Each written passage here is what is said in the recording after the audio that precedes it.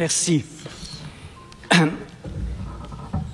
Au début de l'automne 1918, il y a un homme qui se présente au commissariat à l'instruction publique à Moscou, qui frappe à la porte, qui demande à parler au commissaire à l'instruction publique, qui est Anatole Lunatcharsky.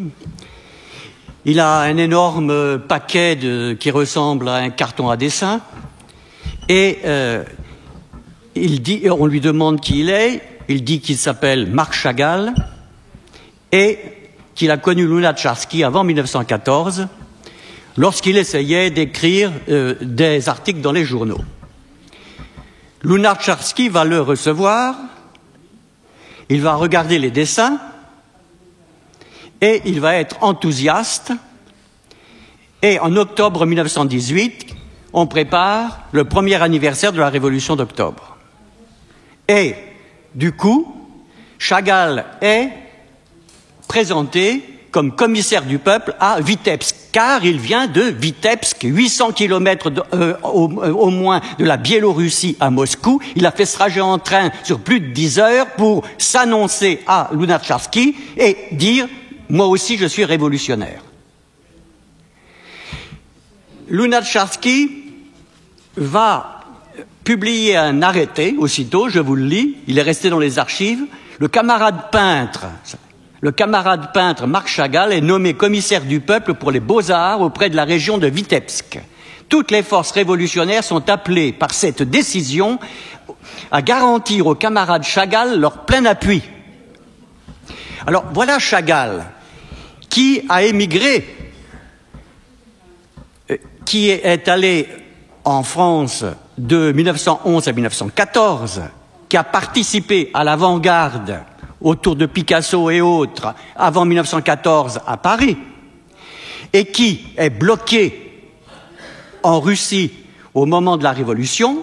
Il ne peut pas rentrer, il ne peut pas quitter la Russie avec sa famille, et alors il va rester. Et est-il véritablement révolutionnaire?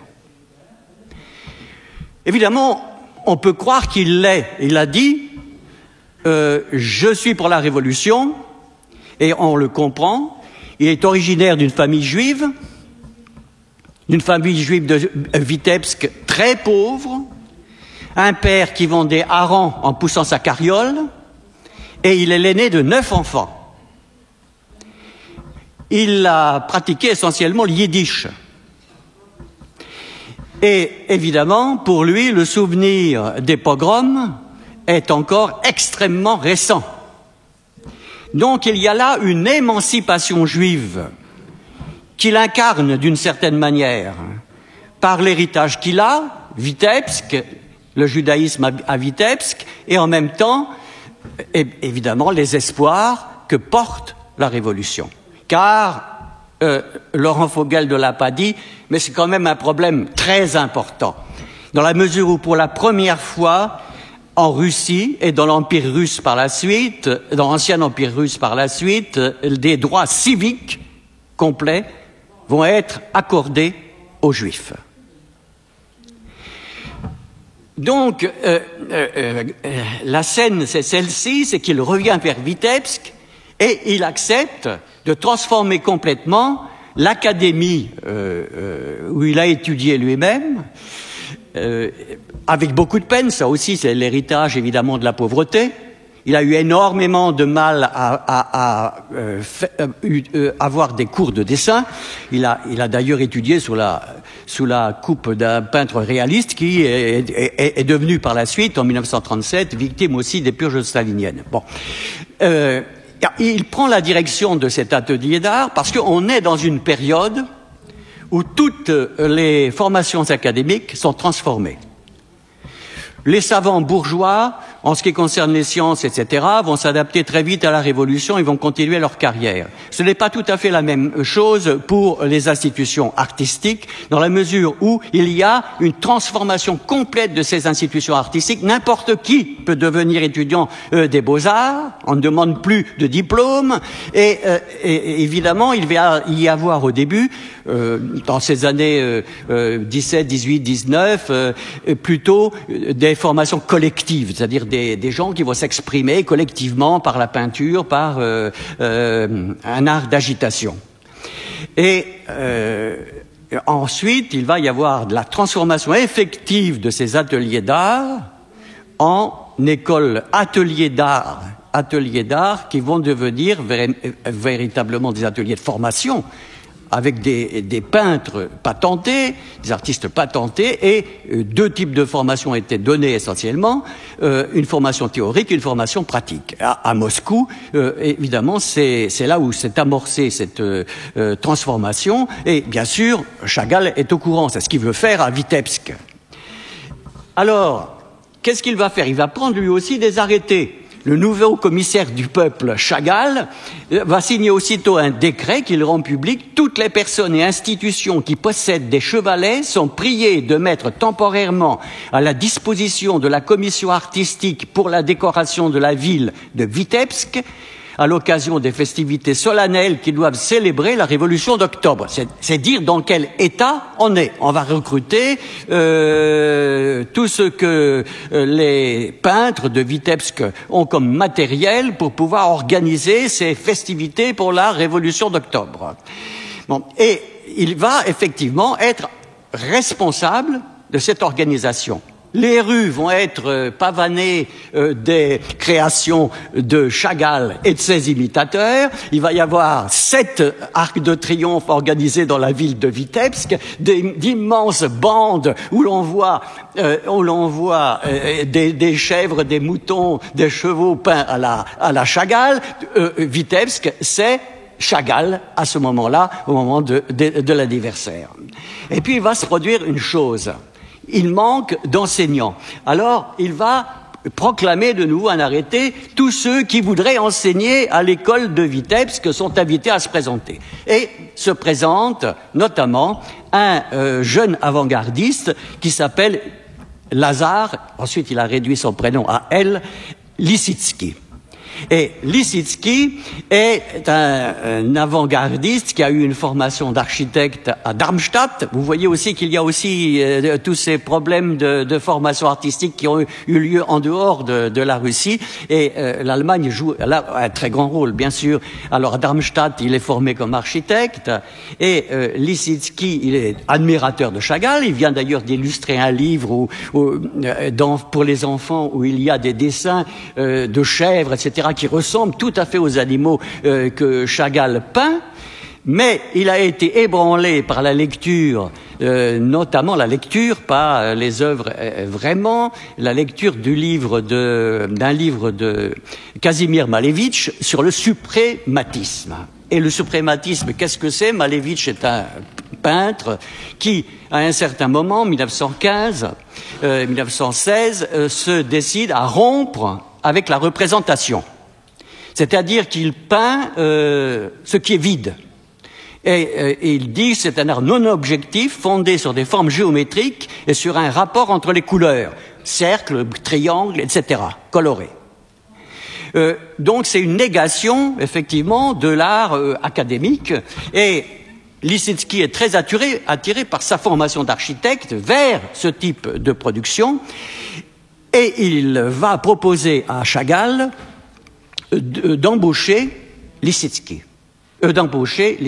Oui, il va d'embaucher Malevich. Lissitsky propose à Chagall d'embaucher Malevich. Et Malevich va arriver, et qu'est-ce qui va se passer? À l'intérieur de l'enseignement qui est donné à l'atelier d'art de Vitebsk, eh bien, Chagall va être marginalisé. Et c'est Malevich qui va être soutenu par les étudiants, au point que cela va devenir dramatique. Chagall ne va pas pouvoir rester dans son école de Vitebsk.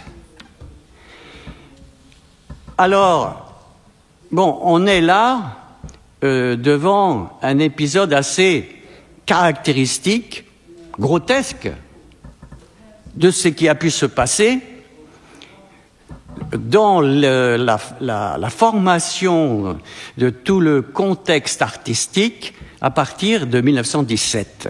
Que va devenir Chagall? Chagall, il va partir à Petrograd, il va travailler, il va faire de la décoration théâtrale, et puis, c'est très important aussi, à l'intérieur de ce qui naît dans la Russie soviétique, il y a 2 théâtres qui ont été ouverts à Moscou, le théâtre hébreu, la Habima, et un théâtre yiddish. Et pour ce théâtre yiddish, Chagall va faire temporairement des décors, ce qui va lui permettre de vivre jusqu'au moment où il va émigrer pour Berlin, puisqu'il aura une très grande exposition à Berlin, là, aussi dans les milieux d'avant-garde qu'il connaissait avant 1914, le milieu de la revue Der Sturm avec Walden, il va faire une très grande exposition. Et ensuite, il va émigrer en France.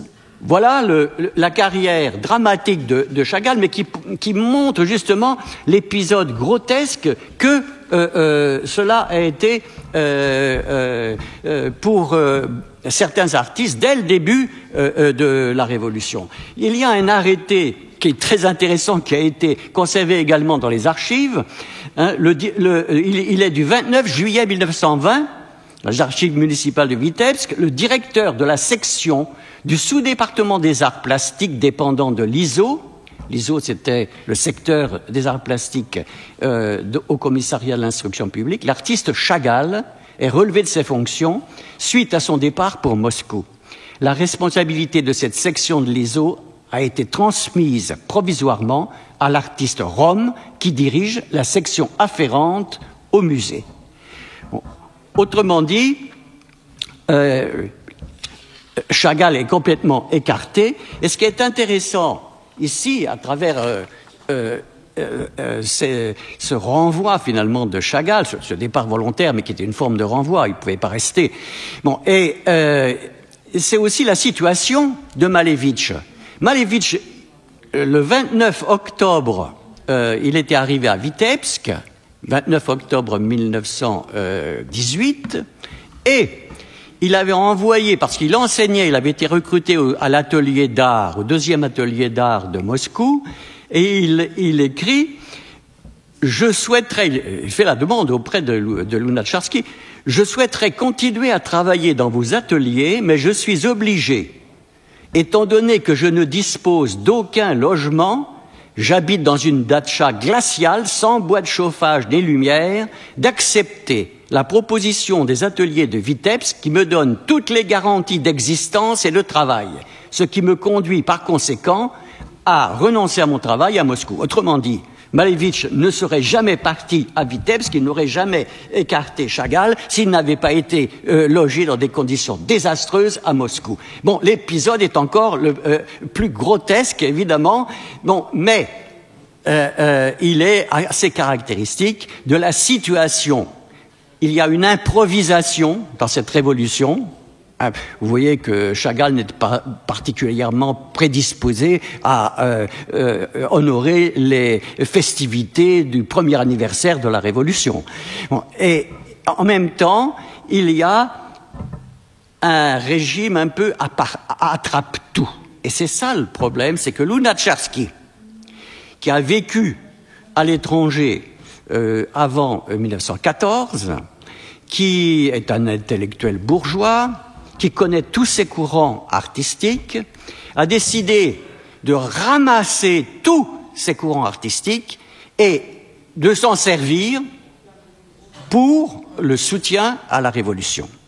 Ce qui fait que, évidemment, quand il y a 150 millions d'habitants dans l'ancien empire russe à l'époque et qu'il y a 96% d'illettrés, et qu'on s'engage dans un tel processus, il y a quelque chose qui ne colle pas. Vous comprenez bien que ce problème, bon, Lénine par exemple, il va dire, mais Lunacharsky, qu'est-ce qu'il fait? Il faut lutter contre l'analphabétisme. Et en introduction de ces débats ici, le professeur Alexander Rabinovitch parlait du soutien des ouvriers de Petrograd aux positions radicales des bolcheviks, mais le problème c'est que la communication ne se faisait pas par la lecture. Les tracts, les ouvriers les lisaient à peine. Très peu d'ouvriers n'étaient pas illettrés. Et le problème, c'est justement qui s'est posé, c'était de faire des affiches percutantes. Et c'est par les affiches que l'agence d'État, qui s'appelait l'agence Rosta, va organiser, que on va avoir des affiches qui sont essentiellement des formes, et des formes réalistes, schématiques, qui sont des images percutantes, avec simplement quelques phrases, qui luttent par exemple pour battre les blancs, lutter contre l'analphabétisme, etc. C'est-à-dire, c'était des slogans, et c'est par ces slogans et ces images chocs qu'évidemment, le plus grand nombre de gens dans la population ont été attirés. Et tous les courants d'avant-garde ont participé à ces affiches. Mais justement, cette improvisation, elle est fondée sur une récupération de courants d'avant-garde qui ont existé avant la Révolution. Laurent Vogel a parlé des symbolistes. Bon, il y avait les symbolistes, ce n'est pas pour rien que le plus grand poète des symbolistes s'appelle Alexandre Bloch et qu'il va faire un ouvrage qui va faire sensation, qui s'appelle Les 12, qui est son ralliement à la Révolution par une poésie révolutionnaire où il chante 12 représentants de la Révolution. Les futuristes, le manifeste futuriste a été publié en 1912.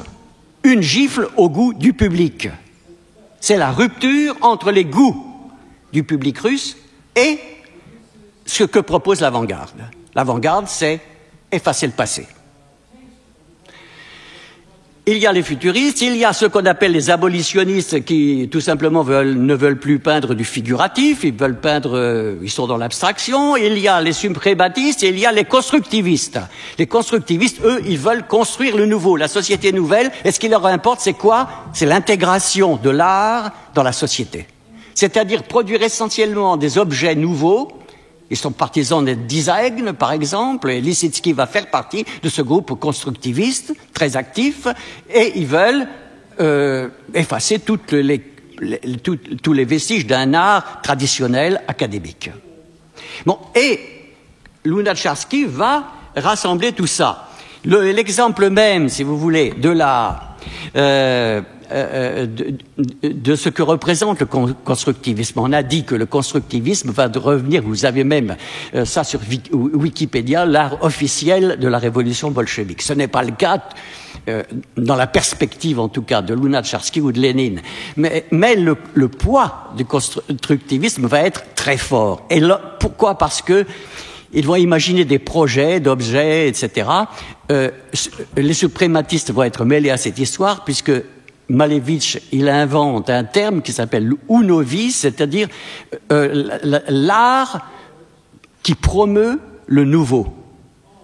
Et Lissitzky va inventer une forme de sculpture qu'il appelle les prounes, qui correspond à projet pour la promotion de l'art nouveau. Prune, rappelle unovis. Et ces constructivistes ont une grande influence au théâtre, et notamment à travers le metteur en scène Meyerhold. Meyerhold, metteur en scène, qui va monter Cromlinck notamment, le Cocu magnifique, va ensuite jouer ses pièces à l'étranger, en Allemagne, en France, et c'est à travers ces mises en scène que le constructivisme va être compris. Mais le symbole même, c'est la tour qu'imagine Vladimir Taklin pour la Troisième Internationale. Et cette tour, donc elle doit faire au moins 600 mètres. Il doit y avoir des salles de conférence à l'intérieur. On doit y donner un enseignement, etc. Il a tout conçu pour que ce soit une sorte de centre Pompidou de l'époque. Hein. Et ça tourne. Évidemment, alors on a une espèce de labyrinthe qui semble monter jusqu'au ciel, comme une espèce, le mysticisme là est présent lui aussi. Hein, cela va rester à l'état de maquette parce que tout simplement, on va dire, c'est constructible. Alors, je voudrais vous lire simplement, très rapidement, ce que dit Lunacharsky de cette tour. Le père du constructivisme matériel russe, c'est Tatlin. Même si ces contre-reliefs, constructions faites à partir de matériaux variés, sont encore des figurations qu'il altère le matériau naturel lui-même en le peignant. Et je vous lis la fin surtout. L'importance de Tatlin est significative car ses œuvres, sans être exactement constructives, sont construites à partir de matériaux techniques ordinaires et pour la première fois mettent en évidence le sens de la construction matérielle. Bon, mais en même temps, il est contre.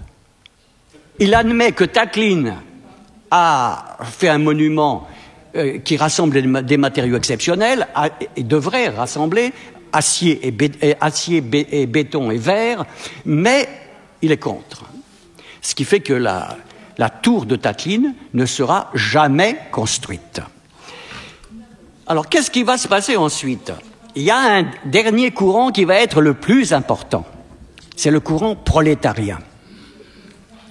Ce courant prolétarien s'est développé à l'intérieur, évidemment, des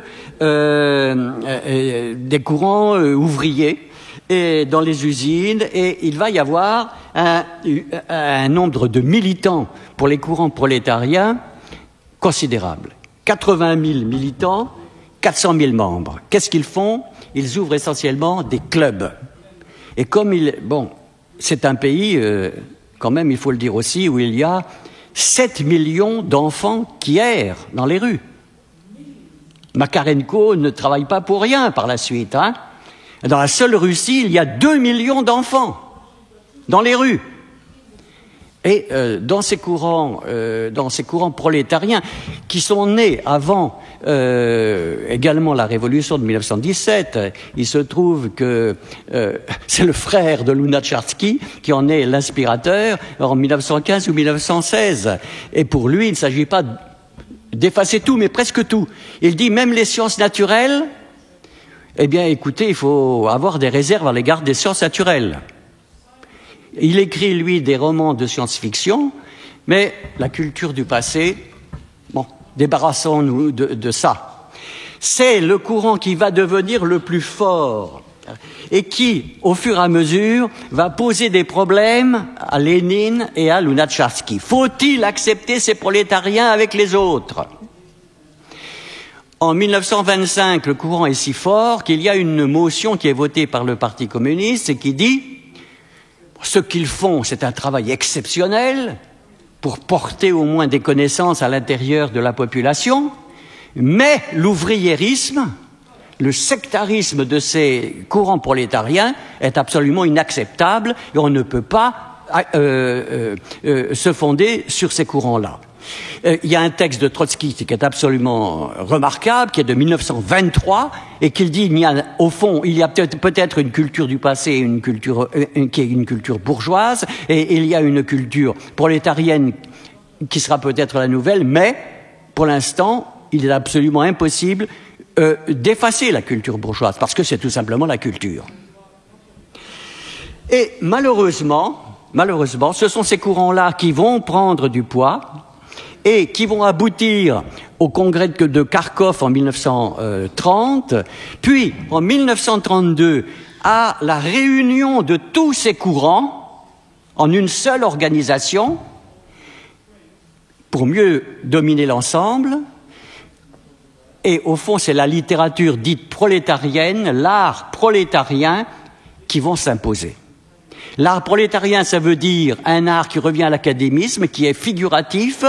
Il y a là, en 1927, c'est intéressant, 10e anniversaire de la Révolution d'octobre, des invités de toute l'Europe. Il y a notamment Francis Jourdain, qui est le fils de Franz Jourdain, grand artiste décorateur de la fin du XIXe siècle et du début du XXe. Francis Jourdain, très actif politiquement, à l'origine anarchiste, est invité. Et qu'est-ce qu'il dit? Il est interviewé en 1927 dans un journal qui s'appelle La Presse, et il dit « Je n'ai pas vu de peinture ».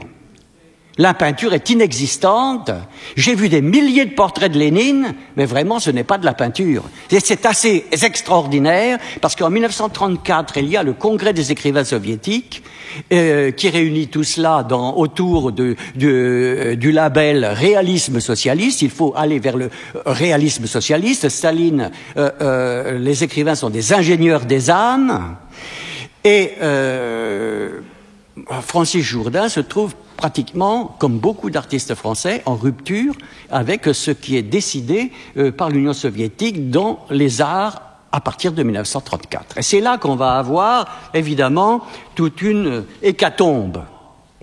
Puisque le leader, si vous voulez, du courant prolétarien qui est un peu en marche, qui accepte la remarque que la culture du passé doit être préservée, il s'appelle Voronsky, en 27, il est arrêté.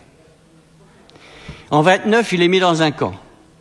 Donc vous voyez déjà 32, 34, et ensuite, on a eu évidemment la politique qui va s'étendre, c'est celle de la Troisième Internationale, parce que tout ça, il est impossible de parler de la révolution bolchevique sans parler de la Troisième Internationale. Parce qu'en 1919, quand la Troisième Internationale est élaborée en mars 1919, Lénine dit « La Troisième Internationale, c'est l'instrument de la révolution mondiale ». Ce qui veut dire qu'il faut des courroies de transmission, il faut des intermédiaires, et les courroies de transmission vont être formées de façon très dynamique. On va former des revues, des revues en français, des revues en allemand. Par exemple, je vous le dis pour les textes communistes qui vont être connus en France, il y a le bulletin communiste et il y a la correspondance internationale. Boukharine, vous trouvez des textes de Boukharine dans la correspondance internationale sur l'art. Bon, l'un des premiers textes qui a été écrit justement sur les arts en France, c'est un texte d'un Belge dont il n'a pas été question jusqu'à maintenant et qui est très important pour moi. Et c'est un ancien anarchiste devenu communiste qui s'appelle Jacques Ménil. Il a écrit un livre, il était spécialiste de la Renaissance, il a écrit un livre sur Botticelli qui est remarquable. Il est mort en 1940, il était devenu critique à l'humanité, et en 1924, vu l'évolution, Ménil est parti où il a été renvoyé. Et son texte est une analyse vraiment extraordinaire de ce qui se passe. Il montre comment tous les courants existent dans le bulletin communiste et également dans une autre revue qui a joué un grand rôle, L'Art libre, de Paul Colin. Son texte est publié dans L'Art libre de Paul Colin en 1922. Et il montre que la tour de Tatlin, c'est amusant, est un projet saugrenu. Alors, on a là une image qui est quand même assez fidèle à cela. Bon, je vais terminer là-dessus. C'est que, paradoxalement, bien que les courants d'avant-garde aient été écartés en Union soviétique, il y a une résurgence, une activité différente peut-être par l'intermédiaire de l'influence de la révolution soviétique en Allemagne et en France. En Allemagne, c'est la formation d'une littérature prolétarienne aussi très importante. Ce sont des séjours de soviétiques et notamment l'écrivain soviétique Serge Tretiakov qui va travailler, qui va faire des conférences et dont Brecht dira « c'est mon professeur ». Et qui sera éliminé également dans l'hécatombe dues au contrôle stalinien. Mais Tretiakov était partisan d'un roman factuel, un roman qui intègre le reportage et le journalisme. Et c'est très intéressant parce que Brecht a été accusé d'avoir repris à travers la distanciation, le Verfremdungseffekt, l'effet de distance, qui est une rupture avec la conception d'Aristote sur l'identification au théâtre, a été accusé d'avoir repris une notion que Tretiakov connaissait très bien et qui était due à Shklovsky, un formaliste, ostranienie, c'est-à-dire la défamiliarisation, la mise à distance de la réalité pour non plus justement s'investir dans l'émotion et les sentiments, mais essayer de comprendre la réalité. Et il y a un autre phénomène qui va se développer, c'est celui de l'agitprop, des pièces d'agitation politique. Les Belges ont été aussi à l'avant-garde, hein, puisque les chœurs parlés ont été fondés par Jacques Gueux, Charles Plinier, Albert Aiguepars, etc. Et les chœurs parlés vont ensuite avoir une influence en France. Devant tout ça, que dire? Effectivement, on peut se demander ce qu'on peut tirer de tout ça. Est-ce que ça appartient simplement à l'histoire? Est-ce qu'on peut tirer des conceptions littéraires? Alors, ce qu'il y a, c'est que malgré l'élimination, tous les documents qui étaient restés ont été récupérés. Il y a eu maintenant des expositions, on ne s'y attendait pas, à un fonds Rodchenko, par exemple, qui est assez extraordinaire. Il y a eu une exposition à Metz, du centre Pompidou de Metz, sur les travaux de Rodchenko. Bon. Alors, évidemment, sur la notion de culture prolétarienne et culture bourgeoise, on est, je crois, complètement déphasé. Parce que la culture, c'est la culture, mais on ne sait pas trop ce que c'est. Parce qu'il y a une uniformisation culturelle. Est-ce qu'il y a encore une culture ouvrière? C'est douteux. Bon, alors, on en est là, et évidemment, pour profiter de tout cela, il faut connaître. Et je crois qu'il y a encore un énorme travail à faire. Heureusement, je dois dire, les Allemands ont fait un très gros travail. Pourquoi? Parce qu'il existait la République démocratique allemande. Que beaucoup d'intellectuels de la République démocratique allemande avaient participé à ces expériences et que pour certains, ils avaient émigré en Union soviétique. Et il y a eu là un amas de matériaux, évidemment consultables parce que les livres existent, les expositions non, mais consultables parce que les livres existent. Tous les textes de cette époque-là se trouvent traduits en allemand. Donc ils sont en France, on est quand même. Il y a eu quelques expériences. Alors c'est très intéressant. Je termine là-dessus tout à fait. C'est que, si vous voulez, mai 68, c'est mai 68 qui a remis sur la sellette tous ces courants. Et il y a eu des publications à partir de mai 68, aussi bien en France qu'en Allemagne. Les jeunes Allemands étudiants de mai 68 et ont publié des recueils de textes consacrés à la littérature prolétarienne. Effacer le passé, la table rase, reconstruire du nouveau sur rien du tout. C'était l'un des mots d'ordre.